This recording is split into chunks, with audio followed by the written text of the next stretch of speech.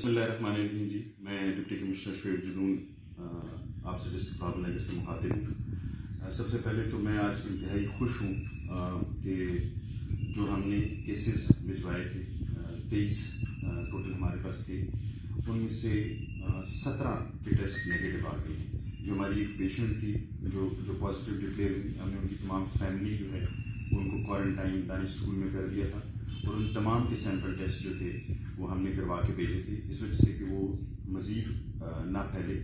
The very positive news اس میں سے 13 لوگوں کے ٹیسٹ نگیٹو آ گئے ہیں، 2 کے ویٹڈ ہیں۔ جو ہی وہ انشاءاللہ نگیٹو آتے ہیں تو ہم ان کو بھی انشاءاللہ اپنے گھروں کو جانے کی اجازت دیں گے۔